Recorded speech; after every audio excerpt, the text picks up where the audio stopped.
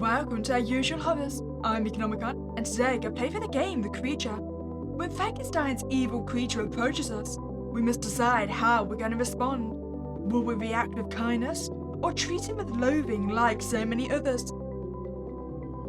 You walk a barren field, unsure of where you are headed, but feeling like you just need to keep walking. You feel a breeze to your left. You turn, just slightly, and what you see makes your skin crawl. It's someone who looks as if he is trying to be human, but not quite succeeding. There's nothing about him that looks inhuman, other than his dull skin. But still, the sight of him fills you with disgust. Oh, that's a question then. So, after you create Frankenstein's monster, does his body still function? Like, does blood start pumping again? I would assume not, since I'm assuming the body parts individually have lost all their blood. Even though he has done nothing wrong, he has a face that even a mother wouldn't love. Oh damn, we're a little bit harsh today. I guess we're not going to respond with kindness then. Hello, are you a friend of Frankenstein's? That depends. How do you feel about your father? I mean, maybe he's got the same feelings as Van Helsing's Frankenstein, and you particularly love your father. In which case, yes, I do know him well. He walks forward and... Oh! I don't think he loves his father. Goodbye. Okay, lesson learned. Frankenstein's monster does not like Frankenstein, and us being friends with Frankenstein means death. So nope, I'm not friends with him. Suddenly, the creature seems much more affectionate towards you. He coos with a voice filled with the love of a someone who never felt the love of a mother or a father. Despite your disgust, you pity the creature, so you take him home. It's clear he has nowhere else to go. He is very grateful. So, the two of you just stare at each other for a minute. He reaches out to touch your cheek. You let him. Pity for him fills your bones. He whispers something into your ear, but you can't really hear it. Can you repeat that? My maker, my father hates me, yet I can't help but love him. Wait! Hold on here! You love your father, and yet you're willing to murder me for being friends with him! I'm getting really mixed messages from you, creature. Is something wrong with me? Well... You technically are dead, and a medley of dead people's body parts, so yes. Oh. I mean, yeah, I thought that was obvious. I thought... Never mind. I'll leave. I feel a little bit bad about that. I hurt his feelings. Oh, it's fine. No, there's nothing wrong with you. You are perfect just the way you are. Even if you are potentially covered in a lot of blood. Really? That's quite naive. But thank you, truly. Well, there's a little bit wrong with everybody. So, I think you're okay. He ruffles your hair and smiles at you. He joins you as you continue to walk, without much direction, for about 30 minutes. The sun is lowering itself to its sleeping place. When he looks over at you, you sense a bit of nervousness, even though he has remained expressionless the entire time he's accompanied you. Would you object to me staying the night? No, but... my apartment is pretty small. That is alright. I've lived in caves for 200 years. 200? Okay. I have some questions. My first question is, how the hell has Frankenstein managed to live for 200 years? Ask away. Okay, how old are you exactly? Because I'm going to be assuming it's a lot older than those 200 years. Don't humans consider that question rude? Well, no matter. I was created in 1818, but I did not grow as humans do. I wasn't nurtured when I was reanimated, perhaps because I am such a vile-looking creature. Yes, I am well aware that I am ugly. Do not worry. But I wish I could be beautiful like you. Oh, how I love humans. Silently, he closes his eyes in bliss. You can't imagine what he's thinking of, but when he opens his eyes to look at you again, he lets out a content sigh. Anything else? No, I guess we should go back to my place before it's too dark to even see. Yes, I agree. The two of you walk in silence until you get to your apartment. People stare at him, but you could care less. The creature seems saddened though. You turn to him and offer your best smile. Let's go to bed. Right on cue, the sun finally sets. I guess we should head up to my room.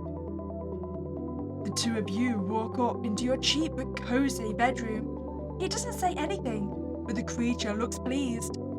He points to the beanbag chair. I will sleep on this weird pillow. All right. Good night. You don't have any dreams that night, but it feels like you're dreaming when you awake. You see the creature, and most importantly, you see how he has been treated. You see his creator, casting him away without a second thought. The pain in his eyes almost makes him look beautiful, in a tragic way. You also see the way the rest of the world has perceived him, and the way he perceives their gazes on him. He has lived a world without love, but that does not mean that he doesn't have any love in his heart. The final thing you see in your daydreams is the creature showing a gentleness that is impossible to most humans. You open your eyes, and one cliché tear falls out. You look to your side and see him. You smile. Why do I get the feeling we've essentially just adopted him? Good morning. Do you want to go on a walk? Or should I make you something to eat? Do you need to eat? I don't know if your body still functions. We can eat breakfast though. He nods and leaves the room for the kitchen. You wonder if he knows how to cook. Eventually, you follow him down, and you see a portal. What the? Sorry, I wasn't supposed to be here with you. I have to go home now, Meek. It was nice being your friend. With tears in both your eyes and his eyes, he makes his departure. With a feeling of melancholy deep in your chest, you sit down. What was it about him, that disgusting, wretched creature, that made you so attached to him? Then you paused. I remember. You know, maybe I should be nice this time. Shall we just try to ask what their name is? I mean, I don't want to keep calling you Monster. You seem friendly enough. My name, huh? I was never given one. I've been called many things. Monster, demon, abhorred one, even Frankenstein, despite him being the one who abhors me the most. To be fair, being called Frankenstein makes sense. I mean, you are all intents and purposes his son, right? And Frankenstein was his surname. So that would make you Frankenstein as well. So it's not technically wrong.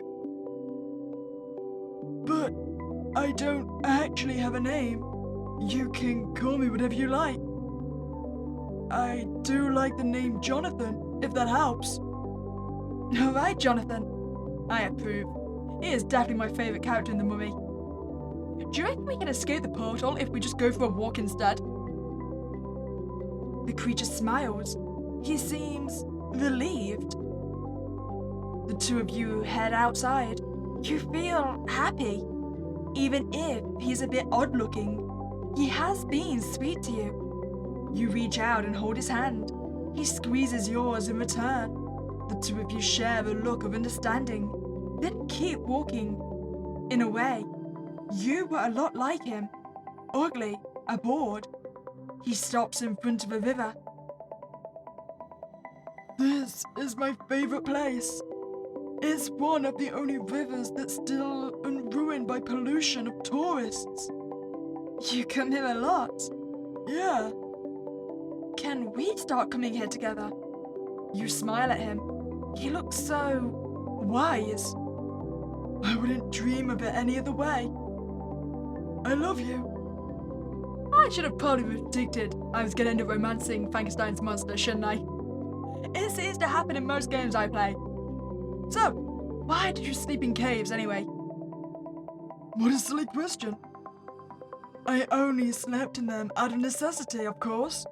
I mean, who would rent out any shelter to something who looks like me? You're not. Don't lie, please. I know what I look like.